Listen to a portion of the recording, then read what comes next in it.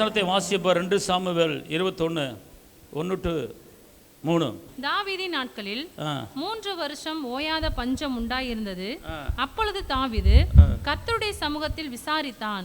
கர்த்தர் கிபியோனியரை கொன்று போட்ட சவுலுக்காகவும். இங்கே கவனிங்க, எல்லாரும் என்னைய பாருங்க, இங்கே பாருங்க. உங்களுடைய வாழ்க்கையில் இருக்கிற சில பஞ்சங்கள் ஏன் வந்துச்சு, எதுக்கு வந்துச்சு, அந்த பஞ்சத்துக்கு பரிகாரம் என்ன? தாவீதின் நாட்களிலே ஒரு பெரிய பஞ்சம் வந்துச்சு. அப்போ அந்த பஞ்சம் ஏன் வந்துச்சு, எதுக்கு வந்துச்சு அப்படின்னு கேட்கறதுக்கு அவர் தேவ சமூகத்துக்கு போனார். இதே போல் இன்னைக்கு நம்முடைய வாழ்க்கையில், நம்முடைய குடும்பத்தில் பஞ்சங்கள் இருக்கிறது. அன்புக்கு பஞ்சம், சமாதானத்துக்கு பஞ்சம், பணத்துக்கு பஞ்சம், இப்படி ஏதாவது ஒரு பஞ்சங்கள் நம்முடைய வாழ்க்கையில் இருந்து கொண்டு தான் இருக்கிறது. இந்த பஞ்சம், இந்த தடை மாறுறதுக்கு உண்டான வழி தெரியலை. ஆனால் என்ன பண்ணார், தாவீதுக்கு இப்படி பஞ்சம் வந்தோன்னு ஒரு தேசத்துக்கே பஞ்சம். தேசத்தில் பயங்கரமான எல்லா மக்களும் பஞ்சப்படுறாங்க, அவதிப்படுறாங்க, விளைச்சல் இல்லை, தானியம் இல்லை, எங்கே பார்த்தாலும் பசி, பட்டினி, போராட்டம், இப்படிங்கிற நிலைமையில் இருக்கும்போது தாவீது என்ன பண்ணுறாரு, கர்த்தரிடத்தில் போகிறாரு, கர்த்தர் சமூகத்துக்கு போகிறார். இன்றைக்கி உங்கள் வாழ்க்கையில், உங்களுடைய குடும்பத்தில் ஏதாவது பிரச்சனை, எனக்கு சரியான முறையில் வேலை கிடைக்கல, ஏன் என் பிள்ளைக்கு திருமணம் நடக்கல, ஏன் எனக்கு கடன் பிரச்சனை வந்துக்கிட்டே இருக்குது, நான் கடனை அடைக்கிறதுக்கு வழி தெரியல, கடன் வாங்கிட்டு இருக்கேன், ஏன் என் பிள்ளை சொல்படி கேட்க மாட்டேங்குது, என் பிள்ளை மனமோன போக்கில் போய்கிட்டு இருக்கு, நான் சொல்கிறத கேட்க மாட்டேங்குது. அப்போ இப்படிப்பட்ட ஒரு பஞ்சங்கள் சில குடும்பங்களில் இருக்கிறது. ஆனால் இதுக்கு என்ன வழி, இதுக்கு மாற்று வழி என்ன, பரிகாரம் என்ன? பொருளாதாரத்தில் ஒரு மாற்றம் உண்டாக வேண்டும் விரும்புகிறேன். பணப்பிரச்சனை, பண பஞ்சம் இருந்து கொண்டே இருக்கிறது குடும்பத்தில். அப்போ இதுக்கு மாற்று வழி என்ன அப்படிங்கிற குறித்து நீங்கள் தேவன்கிட்ட கேட்கணும். இங்கே தாவீது என்ன பண்ணுறாரு, பஞ்சம் எப்படி வந்தது, திருப்பி அந்த வசனத்தை வாசிங்க. தாவீதின் நாட்களிலே 3 வருஷம் ஓயாத பஞ்சம் உண்டாயிருந்துச்சு. அப்பொழுது தாவீது கர்த்தருடைய சமூகத்தில் விசாரிச்சான். கர்த்தாவே, ஏன் எனக்கு இந்த பிரச்சனை, ஏன் இந்த தேசத்துக்கு இப்படிப்பட்ட பிரச்சனை என்று விசாரிக்கும் போது கர்த்தர் ஆன்சர் கொடுக்கிறாரு, கர்த்தர் பதில கொடுக்கிறாரு. கவனிங்க. கிபியோனியரை கொன்று போட்ட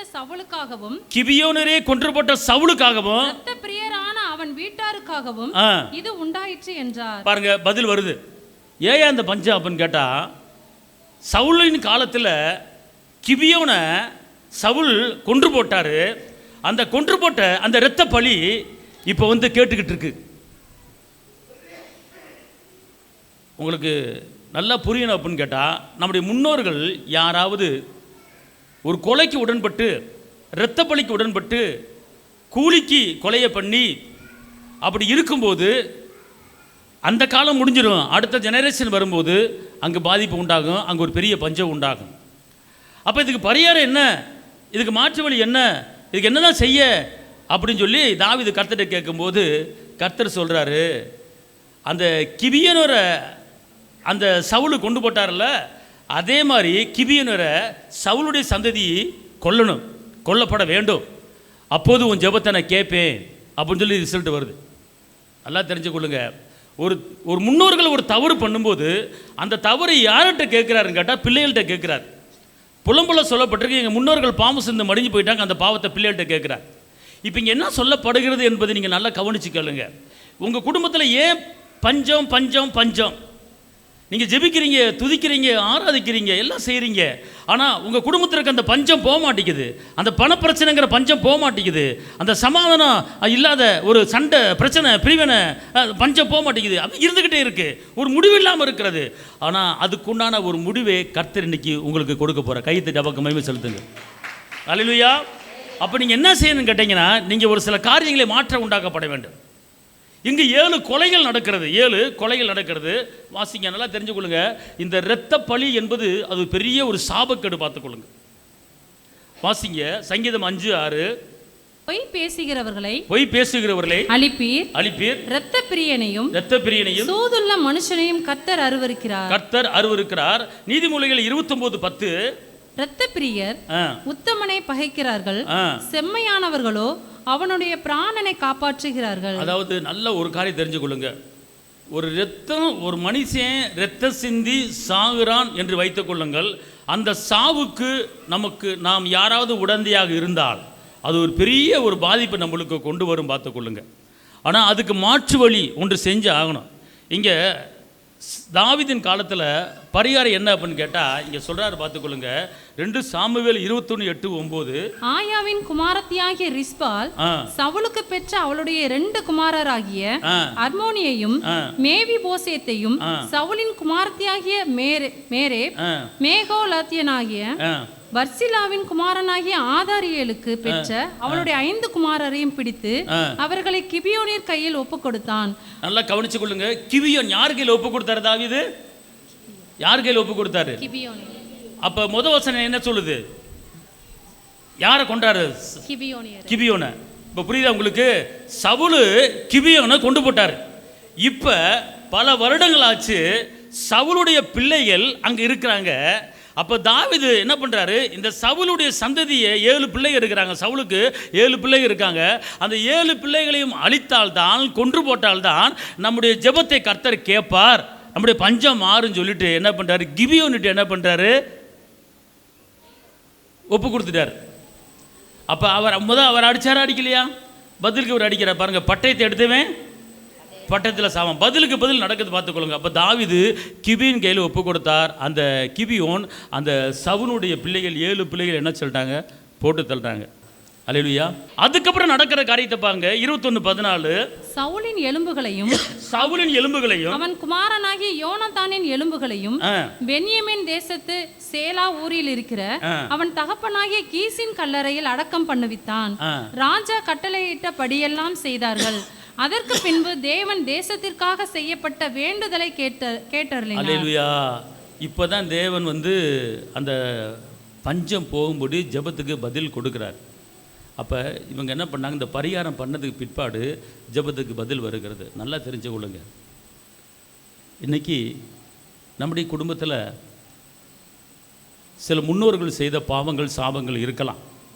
ஆனால் அதுக்கு பரிகாரி இயேசு. நல்லா தெரிஞ்சுக்கொள்ளுங்க. ஆபேலின் இரத்தம் பேசினது. ஆபேலின் இரத்தம் எங்கே பேசிச்சு? பரலோகத்துக்கு பேசினது. ஒரு மனுஷன் செத்துருவான், ஒரு அகாலம் மரணம் அடைஞ்சு ஒரு மனுஷன் செத்துருவான், வெட்டுப்பட்டு குத்துப்பட்டு சாகும்போது ரத்தம் வெளியே வரும். அந்த ரத்தம் என்ன செய்யும்? நேராக பரலோகத்துக்கு போய் பேசுமா. அதான் ஆதியாமத்தில் போட்டிருக்கிறது. ஆபேலின் ரத்தம் பரலோகத்தில் என்ன செஞ்சிச்சு? பேசிச்சு. பார்த்து கொடுங்க. ரத்தத்தில் உயிர் இருக்கிறது. ரத்தத்தில் உயிர் இருக்கிறது. ஒரு மனிதனுக்குள்ள ரத்தம் இல்லைன்னா உயிர் போயிடும். அப்போ அந்த ரத்தம் என்ன செய்து? பரலோகத்துக்கு போய் என்ன செய்து? பேசுது. அப்போ இந்த இடத்துல கிபியோனை சவுல் போட்டு தள்ளினாரு. அந்த ரத்தம் பேசிச்சு. கர்த்தர் அந்த தேசத்தில் பஞ்சத்தை வர வச்சார். இப்படிப்பட்ட சம்பவங்கள் நம்முடைய வாழ்க்கையில் இருக்காது. ஓகே, நான் ஒத்துக்கொள்கிறேன். ஆனால் இப்படிப்பட்ட சம்பவங்கள் இருந்தாலும் நம்ம அதுக்காண்டி போய் பழி வாங்கணும், குத்தணும், கொலை பண்ணணும்னு அர்த்தம் கிடையாது. பரிகாரம் பண்ணணும்னு அர்த்தம் கிடையாது.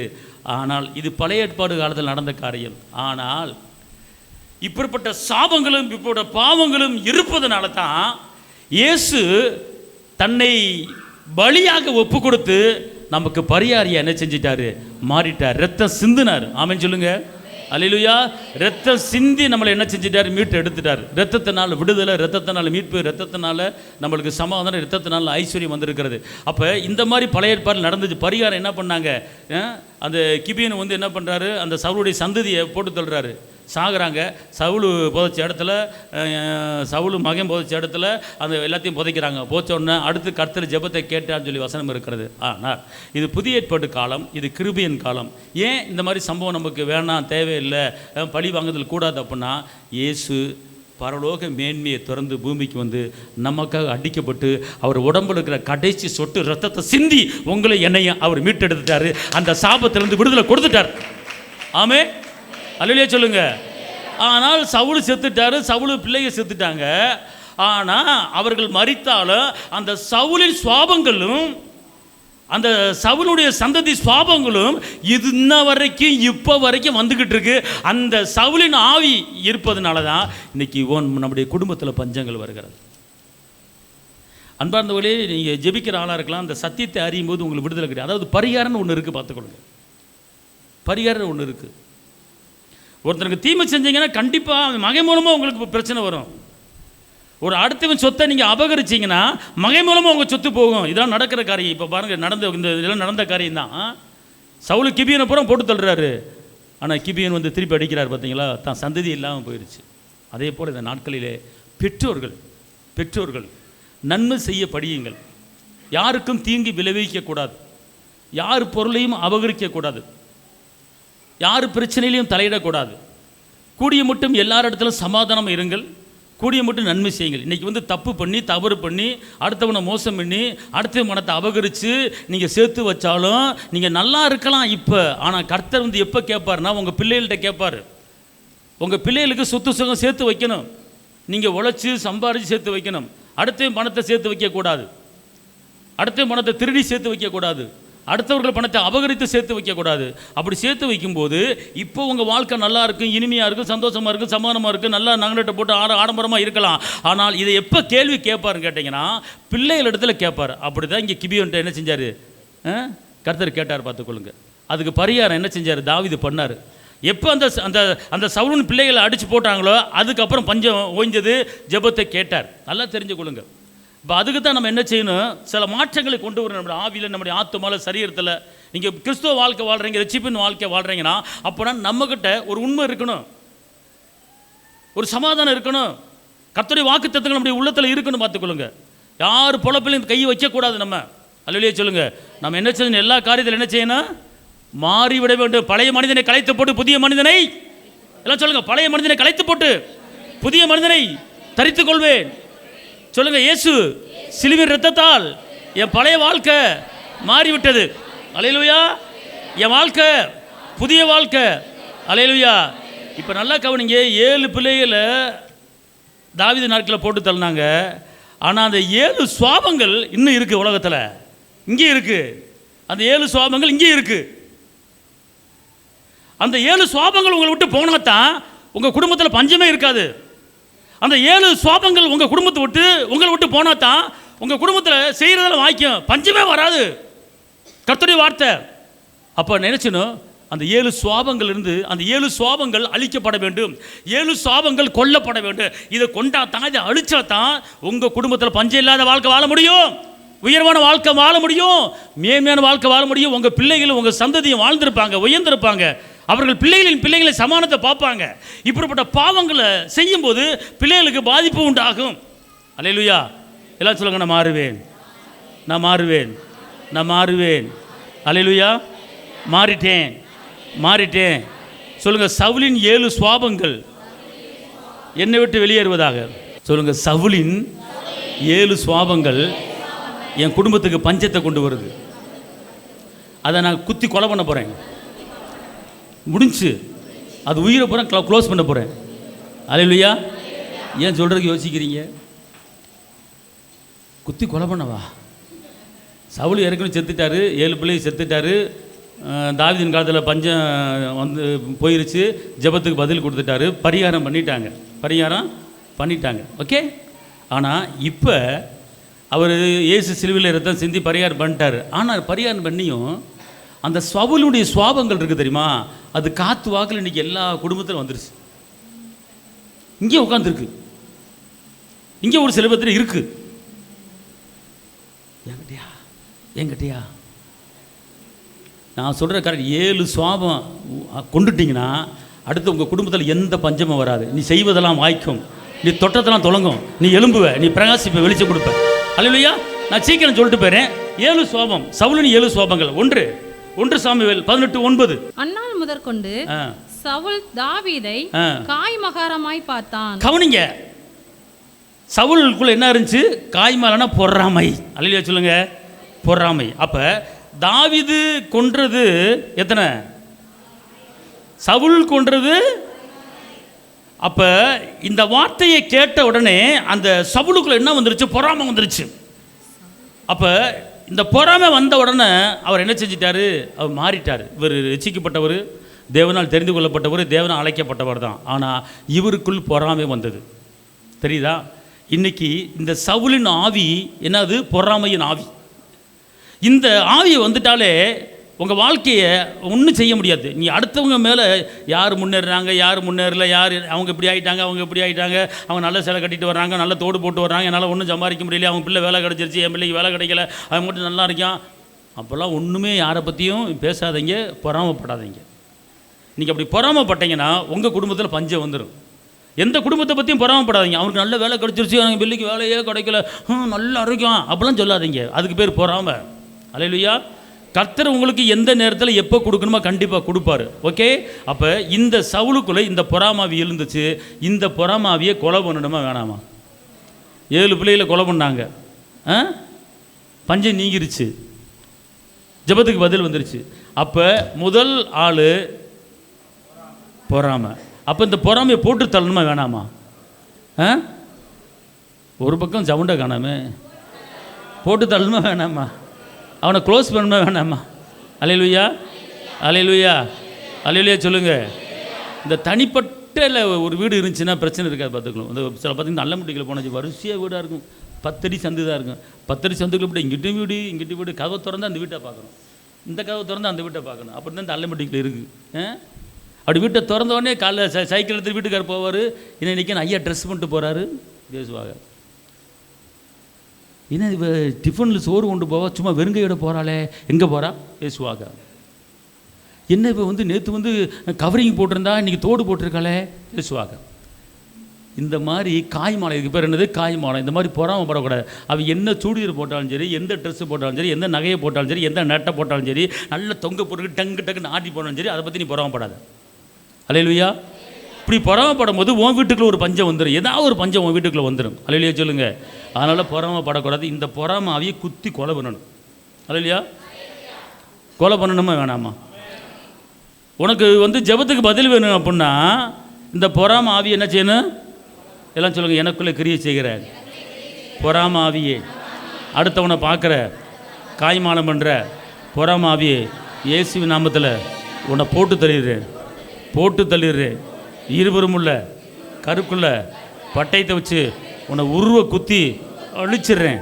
எந்திரிக்காத, குத்துறவனைய எலும்பாத பொறாமாவியே.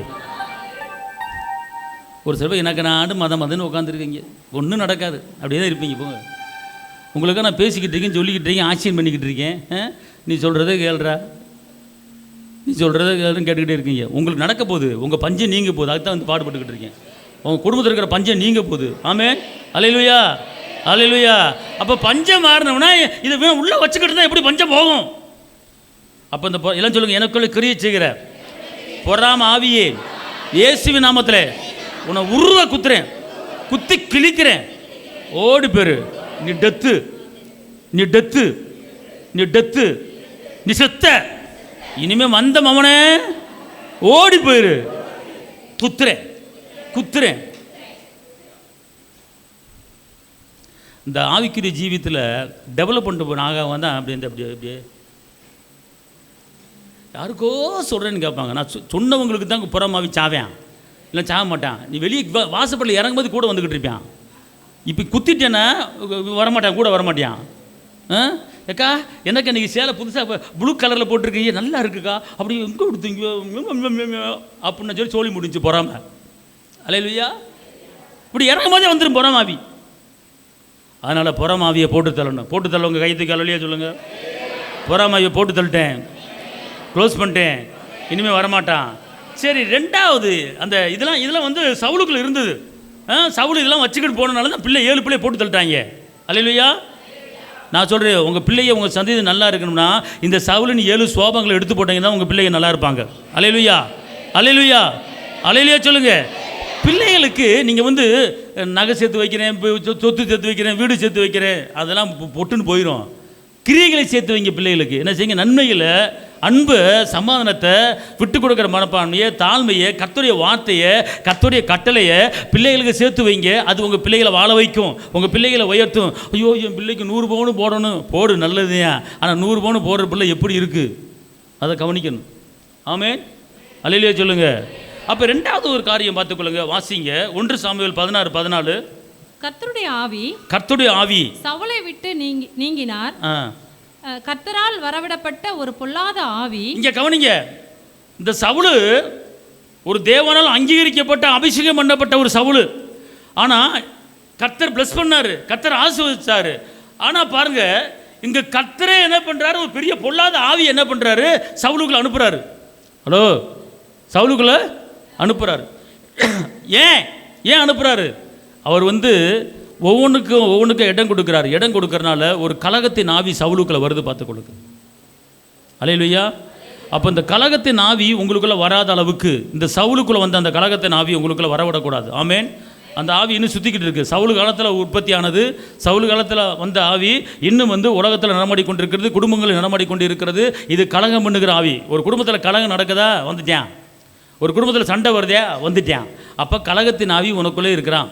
நல்லா புரிஞ்சுக்கொள்ளுங்க. அப்போ இந்த கலகத்தை என்ன சொல்லுங்க, எனக்குள்ளே கிரியை செய்கிற, கலகத்தை உண்டு பண்ணுகிற, சண்டையை உண்டு பண்ணுகிற கலகத்தின் ஆவியே, நான் உன்னை உருவ குத்துறேன்.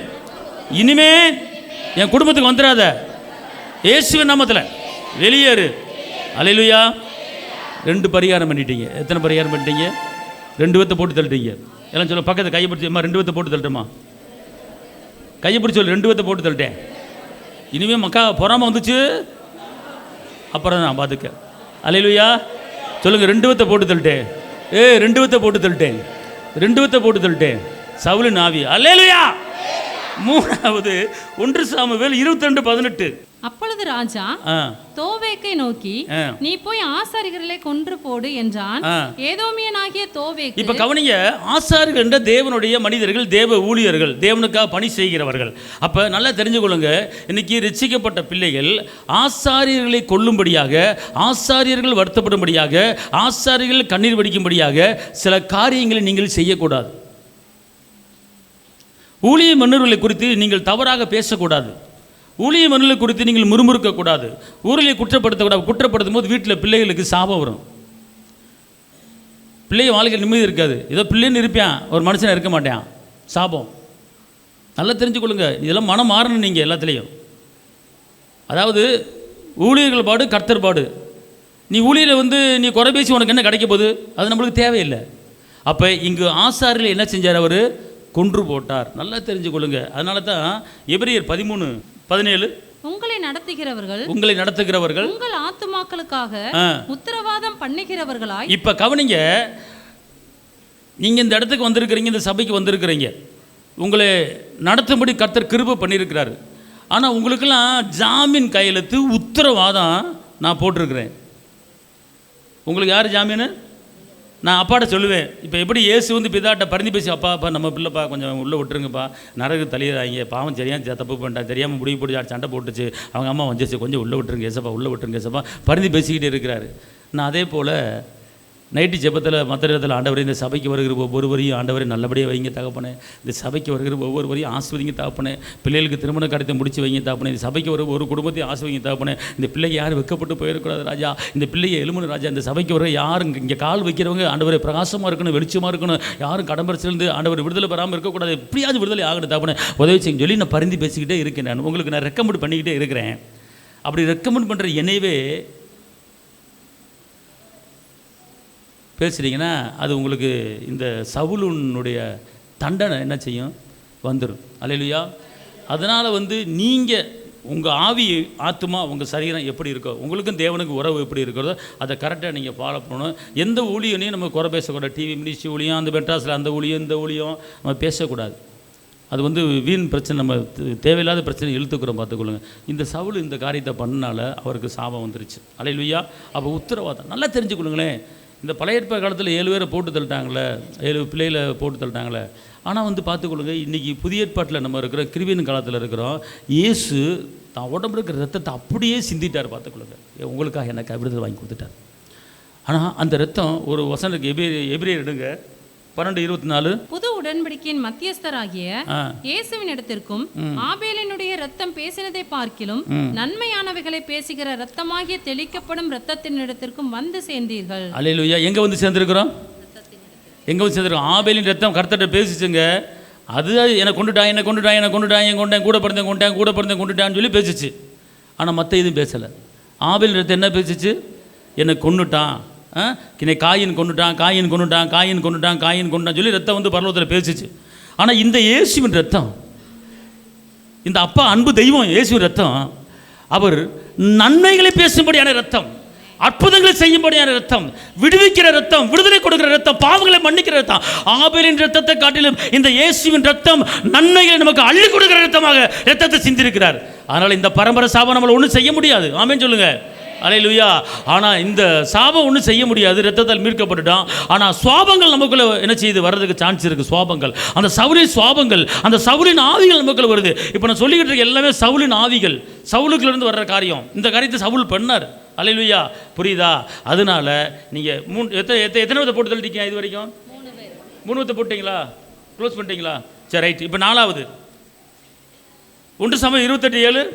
அப்பொழுது சவுல் தன் ஊழியக்காரரை நோக்கி அஞ்சனம் பார்க்கிற ஒரு ஸ்திரியை தேடுங்கள். அதாவது அஞ்சனம், ஜோசியம், ஜாதகம், தேவனால் தெரிந்து கொள்ளப்பட்ட ஒரு ராஜாவாக்கன என் தேவனை கனப்படுத்தும்படி மையப்படுத்தும்படி செய்ய வேண்டிய காரியம் இல்லாமல் ஒரு சோசியக்காரனை, ஒரு பெண்ணை, சோசியம் பார்க்குற பெண்ணை, அஞ்சனம் பார்க்குற பெண்ணை தேடினார். விடுதலை கிடைச்சிச்சா? மீட்பு கிடைச்சிச்சா? இல்லை. புரியுதா உங்களுக்கு? அதனால் உங்கள் வாழ்க்கையில் என்ன தோல்வி வந்தாலும், என்ன கஷ்டம் வந்தாலும் ஜாதகம் பார்க்கணும், ஜோசியம் பார்க்கணும், அங்கே பார்க்கணும், இங்கே பார்க்கணும், அவனை பார்க்கணும், இவனை பார்க்கணும், ஓடாதீங்க. ஓடுனீங்க சவுலின் ஆவி வந்துடும். பார்த்துக்கொள்ளுங்க. நல்ல காலம் பிறக்குது, கெட்ட காலம் பிறக்குது, அவன் வந்துட்டான், இவன் வந்துட்டான், அவனு வந்தால் எவனும் வந்தால் அதுக்கு எனக்கு கவலை இல்லைன்னு இடத்த காலி பண்ணியா? அல்லேலூயா. அல்லேலூயா சொல்லுங்க. அல்லேலூயா. அதனால் ஜாதகம் பார்க்கணும், ஜோசியம் பார்க்கணும், அங்கே அதை சொல்கிறாங்க, இதை சொல்கிறாங்க, கையை கண்ணை சொல்லுவாங்க, கிளி சொல்லுது, எலி சொல்லுது, பள்ளி சொல்லுது, எல்லாம் சொல்லத்தான் செய்யும், கத்தத்தான் செய்யும். அதுக்காக நீ ஓடணுமா? நீ கேட்குறே. எலி இருந்தால் கடிக்க தான் செய்யும், பள்ளி இருந்தால் கக்கன்னு கத்தத்தான் செய்யும், கிளி இருந்தால் குக்குவத்தான் செய்யும். கிளியை வந்து ஒரு பேப்பர் எடுத்து போடும், எடுத்து போடும், ஒரு பணத்தை கட்டு கொடு, பணத்தை கட்டு எடுத்து போடும், ஒரு அட்டையை வச்சு எடுத்து போடும். அது கிளி வேலை. அதுக்காண்டி கிளிக்குள்ளே உள்ள சொருகி அதை எடுத்து அவன் வந்துட்டான், இவன் வந்துட்டான், உனக்கு இப்படி ஆச்சு, உன்னை அடுத்து இன்னொரு பேர், உனக்கு அவன் வந்துட்டான், இவன் வந்துட்டான், அவன் வந்துட்டு அதை நம்பிட்டு உட்காந்துட்டு ஓடிக்கிட்டு இருக்காங்க. சவுல் அப்படி தான் பண்ணார். ஜாதகம், குறி, ஜோசியம், என் மகளுக்கு நல்ல காலம் எப்போ பிறக்கும்? நல்ல காலம் நீ எப்போ நீ இயேசு ஏற்றுக்கொண்டு அப்போயும் உனக்கு நல்ல காலம் தான். கையை தட்ட அப்பாவுக்கு. இயேசு உனக்கு எப்போ காலம் வந்து அப்போவும் நல்ல காலம் தான். அவன் கெட்ட காலம் போச்சு, வரத்தான் செய்வான், உனக்கு வரத்தான் செய்வான், டக்குன்னு வரத்தான் செய்வான். நீ கண்டுக்காத. அல்லேலூயா. அது கையை பாரு, சுக்கரை அங்கே எட்டி பார்க்குறான், சந்திரன் இங்கே எட்டி பார்க்குறான், இந்த கோடு மேலே போகுது, இந்த கோடு இங்கே வருது. நான் படிக்கும்போது பையங்களை பேசிக்கிட்டு இருந்தாங்க, இந்த கோடு இருக்குல்ல, இந்த கோடு இந்த விரலை நோக்கி ஓடிச்சுன்னா நல்ல காலமா, இந்த கோடு வந்து இங்கிட்டு ஓடிச்சுன்னா கெட்ட காலமா. அப்போ நான் பார்ப்பேன், எங்கடா கோடு மேலே போக மாட்டேங்குது, இங்கே சைடில் திரும்பிச்சா, ஐயோ போச்சு, கெட்ட காலம் தான். கர்த்தர் அதாவது இந்த கையில் இருக்கிற ஒரு ரேகை எந்த மனுஷனுக்கு இருக்காது. இப்போ எனக்கு இருக்குல்ல இந்த ரேகை, இந்த கோடு உங்களுக்கு இருக்காது. உலகத்தில் எல்லாத்துக்குமே இந்த கையில் இருக்கிற கோடு ஒரு ஆளுக்கு தான். கருத்து அவர் படைப்பு பாரியா, எவ்வளோ ஒரு அழகான படைப்பு. இப்போ இந்த கோடு இருக்குல்ல, இங்கிட்டு கோடு, இங்கிட்டு கோடு, இங்கிட்டு கோடு, இங்கிட்டு கோடு இருக்குல்ல, இந்த கோடு வந்து உங்களுக்கு இருக்காது, உங்களுக்கு அடுத்த ஆளுக்கு இருக்காது. அப்போ ஒவ்வொரு மனிதருக்கும் ஒவ்வொரு கோடு கர்த்தர் வச்சிருக்கிறாரு. ஒரு ஆளுக்கு இருக்கிற மாதிரி ஒரு ஆளுக்கு இருக்கவே இருக்காது. கர்த்தர் அப்படிப்பட்ட படைப்பை படைச்சிருக்கிறாரு. இதை வச்சுக்கிட்டு இந்த கோடு அங்கிட்டு திரும்புது, இங்கிட்டு திரும்புது, சுக்கிரன் எட்டி பார்க்குறான், சந்திரன் எட்டி பார்க்குறான், சந்திரன் வர்றான், சுக்கிரன் வர்றான், அந்த தூரத்தில் வந்துட்டான், அந்த சந்திரன் அடிக்க ஓடு, சந்திரன் வரத்தான் செய்வான், சூரியன் வரத்தான் செய்வான். நீ எதுக்கு அதை பார்க்குற? கர்த்தர் உனக்கு வாக்கு கொடுத்துருக்காரு, இப்போது இருப்பதை கட்டில் 1000 மடங்கு பெருக்க போற உன் சந்ததி ஒளி வரும். இதை வாக்க நம்பு, வார்த்தையை நம்பு. சுக்கிரன் இருக்கட்டும், சந்திரன் இருக்கட்டும், எவ்வளவு இருந்தாலும் பிரச்சனை கிடையாது. அவர் சந்திரன் அவர் படிச்சது, சூரியன் அவர் படிச்சது. யோசுவா சூரியன் நிப்பாட்டுறாரு 3 நாள். நீ சூரியன் நிப்பாட்ட வேண்டிய ஆளியா நீ? யோசுவா என்ன பண்றாரு? சூரியனை நிப்பாட்டுறாரு. எலியா மலையை 3 வருஷம் மலையை நிப்பாட்டுறாரு. எலியா நீலாம் மலையை நிப்பாட்ட வேண்டிய ஆள், மலையை வர வைக்க வேண்டிய ஆள். எதுக்கு அவனை பார்த்து ஓடிக்கிட்டு இருக்க? ஓடாத இயேசுவின் நாமத்தில். கர்த்தர் உன்னை மீட்டு எடுத்து அவரை பிடிச்சிக்காரு. இன்பம் வந்தாலும், துன்பம் வந்தாலும், கஷ்டம் வந்தாலும், நஷ்டம் வந்தாலும் அவர் தான் கெதி. பிடிச்சி அவரை நம்பிக்கொண்டு இரு. பிரச்சனை வரும், வேதனை வரும், வழி விலகி ஓடிடாத. நீ இந்த பரிகாரம் நீ ஒரு கோழி ஆடை, ஒரு வெடை கோழி ஆடை, எலுமிச்சை பழத்தை 4 பக்கம் சுற்றி எரி, ஒன்றும் செய்யாத. பரிகாரி இயேசு உனக்காக சிலுவையில் எல்லாம் செஞ்சு முடிச்சிடாரு. அவர் தான் பரிகாரி. வேற பரிகாரத்தை பண்ணி தொலைக்காத. ஒரு வெடக்கோழியை கொண்டு வா, பரிகாரம் பண்ணி வைக்கிற வெடக்கோழி, நாட்டுக்கோழியை கொண்டு வா. நாட்டுக்கோழி நல்லா கொழுத்து இருக்கும். அவன் வீட்டில் 4 பிள்ளை இருக்கும், 4 பிள்ளைக்கு ஒரு வெடக்கோழி. அன்னைக்கு செத்தான். சிலவர் சொல்லுவாங்க, நீ கல்யாணம் முடிச்ச பட்டு சேலையை கொண்டு வா, அது உனக்கு பரிகாரம் பண்ணி வச்சுறேன். சில பேர் பட்டு சேலை பத்திரம் வச்சிருவான், அவங்க கேட்டால் கொடுத்துருவாங்க. அக்கா கேட்கும், ஏக்கா உங்கள் பட்டு சேலை கொடுக்க, நான் கல்யாணத்துக்கு போட்டிட்டு வரேன். பட்டு எங்கள் வீட்டில் வாங்கி கொடுத்த பட்டு சொல்ல நான் யாருக்கும் கொடுக்க மாட்டேன்னு சொல்லி வச்சுக்கிட்டு இருக்கிறேன். அவன் வரைவா, உனக்கு பரிகாரம் செய்யணும்னா உன் கல்யாணம் முடிச்ச பட்டு சேலை கொடுத்து தொலைஞ்சிருவேன். உன் கூட பிறந்தாலும் கொடுக்க மாட்டேன், வந்தவன் போனவன் தெருவில் வந்து கூப்பிடுறவங்க பட்டு சேலை தூக்கி கொடுக்குறவாரு. அறியாமை. சத்தியத்தை அறிஞ்சிருக்கிறீங்க, சத்தியத்தை அறிஞ்சிட்டு பேக்கடிச்சு போயிடாதீங்க. அல்லேலூயா சொல்லுங்க. அல்லேலூயா, அல்லேலூயா. அப்போ சோசியம் ஜாதகத்தை இயேசுவின் நாமத்தில் போட்டு தள்ளணுமா வேணாமா? இது சவுலின் ஆவி. சவுல்கிட்ட வர்ற ஆவிகள் பாருங்க, எத்தனை ஆவி பாரு இந்த மனுஷன். அல்லேலூயா சொல்லுங்க. இதுவரை ஜோசியமோ ஜாதகமோ கைரேகையோ கிளியோ பள்ளியோ ஓனானோ எதை பார்த்தாலும் அதை இயேசுவின் நாமத்தில் அழிக்கிறேன், போட்டு தர்றேன், ஓடி போயிரு. எனக்கு கர்த்தரே பெலன், அவரே கோட்டை, அவர் தான் எனக்கு தீர்க்கும். அல்லேலூயா, அல்லேலூயா. எத்தனை விதத்தை போட்டு தள்ளிட்டீங்க? 4 போட்டிங்களா? 5வது ஒரு ஆளை போடும். 1 சாமுவேல் 31:4. தன் ஆயுததாரியை நோக்கி, அந்த விருத்த சேதனம் இல்லாதவர்கள் வந்து என்னை குத்தி போட்டு என்னை அவமானப்படுத்தாதபடிக்கு நீ உன் பட்டயத்தை உருவி என்னை குத்தி போடு என்றான். அவனுடைய ஆயுததாரி மிகவும் பயப்பட்டதினால் அப்படி செய்ய மாட்டேன் என்றான். அப்பொழுது சவுல் பட்டயத்தை நட்டு அதன் மேல் விழுந்தான். தற்கொலை பண்ணி கொண்டான். சவுல் யார் தெரியுமா? கர்த்தரால் தெரிந்து கொள்ளப்பட்ட ஒரு அபிஷேகம் பண்ணப்பட்ட ஒரு சவுல். இன்னைக்கு அபிஷேகம் பண்ணப்பட்ட தேவ பிள்ளைகள் இருக்கிறாங்க, இன்னைக்கு நிறைய பேர் இருக்கிறாங்க. எனக்கு வாழை பிடிக்கல, மேலேருந்து குதிக்கணும் போல சொல்கிறாங்க. ரசிக்கப்பட்டவங்க மேலேருந்து குதிச்சு சாகணும்னு சொல்கிறாங்க ரசிக்கப்பட்டுக்கிட்டு. எனக்கு வாழை பிடிக்கல, தண்டவளத்தை தலையை கொடுங்க. எதுக்கு அபிஷேகம் பெற்றேன்னு கேட்குறேன் நான். சவுல் இந்த வேலையை பண்ணார். அதனால் தற்கொலை எண்ணத்துக்கு இடம் கொடுக்காதீங்க. நான் சாகணுங்கிற வார்த்தை வாயில் வரவே கூடாது. எனக்கு வாழை பிடிக்கல வாயில் வரவே கூடாது. இந்த சவுல் ஒரு ஆளை கொல்ல சொல்கிறாரு, அந்த அம்மா கொல்ல மாட்டேங்குது. உடனே அவர் கத்தியை நிப்பாட்டிட்டு கத்தியில் விழுந்து அவரே தற்கொலை பண்ணி செத்துட்டார் இந்த சவுல். அப்போ நீங்கள் எப்பெல்லாம் வந்து எனக்கு சாகனம் போல தோணுதுன்னு சொல்கிறீங்களோ, இந்த சவுலின் ஆவி, தற்கொலை ஆவி உங்களுக்குள்ளே வந்துருச்சுன்னு அர்த்தம். கர்த்தர் வாழ வைக்கிற தெய்வம், அழிக்கிற தெய்வம் அல்ல. உனக்கு எத்தனை வயசு வச்சுருக்க அந்த வயசு வரைக்கும் நீ வாழணும். தற்கொலைங்கிறது அது பிசாசினுடைய ஆயுதம். எப்போ தற்கொலை வருதுன்னா, எனக்கு ஒன்றுமே புரியல, செத்த நல்லா இருக்குமே சொல்கிறியோ அன்றைக்கி வந்துட்டேன், சோழி முடிஞ்சு. எந்த வாயிலையும் யார் வாயிலையும் எனக்கு வாழ பிடிக்கல சாக போகிறேன்னு சொன்ன சோழி முடிஞ்சு சவுலின் ஆவி வந்துடும். அது சவுல் தற்கொலை பண்ணி செத்தார், நாண்டுக்கிட்டு செத்தார், கத்தியை நிப்பாட்டி செத்துக்கிட்டார்.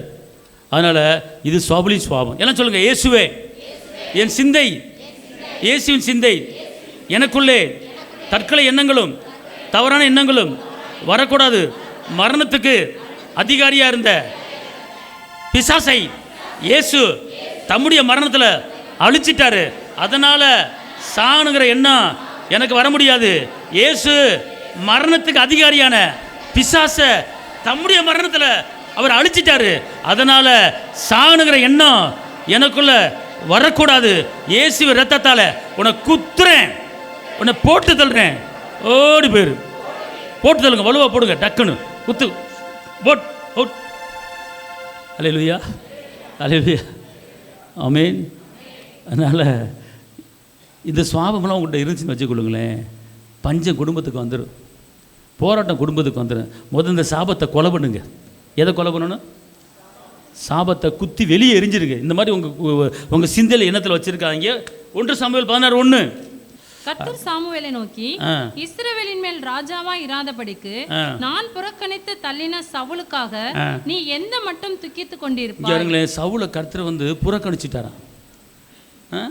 சவுலு புறக்கணிச்சிட்டாரு, நானே புறக்கணிச்சிட்டேன், நீ எதுக்கு ஜெபிக்கிற, நீ எதுக்கு அவர் பரிந்து பேசுகிற அப்படிங்கிறார். அன்பார்ந்தவர்களே, கர்த்தர் மட்டும் நம்மளை புறக்கணிச்சிட்டாருன்னா நம்ம நிற்க முடியாது. அவர் புறக்கணிக்காத அளவுக்கு அவரை மகிமைப்படுத்தணும். அவர் நம்மளை புறக்கணிக்காத அளவுக்கு அவரை நம்ம என்ன செய்யணும்? துதிக்கணும். அதாவது துதியில் அவர் மகிமை அடைகிறார். தாவீது வந்து ஒரு கொலை பண்ண மனுஷனாக இருந்தாலும் ஆனால் இதயத்துக்கு ஏற்றன்னு சொல்கிறாரு. காரணம், அவர் துதிக்கிறதுக்குன்னு 4000 பேர்த்தை ரெடி பண்ணி வச்சவர் கர்த்தர் பார்த்தார். 24 மணி நேரம் ஆலயத்தில் துதிப்பேன் துதிப்பேன் அப்படி துதி சொல்ல எழுப்பி கர்த்தர் அப்படியே பார்த்துட்டார். ஆஹா, யாருமே பண்ணாத தாவீது பண்ணுறானே, அதனால சொல்லிட்டார், என் இதயத்தை கேட்டவன். அவன் பாவம் மறைக்கப்பட்டு விட்டது, அவன் பாவம் மூடப்பட்டு விட்டது. காரணம் துதி. அல்லேலூயா சொல்லுங்க. அடுத்தபடி இப்போ எத்தனை பேர்? 7வது 1 Samuel 17:13 கிருபையை என்ன செய்யக்கூடாது? விலக விடக்கூடாது. அது இந்த சவுல் என்ன பண்ணிட்டாரு? கிருபையை என்ன செஞ்சிட்டாரு?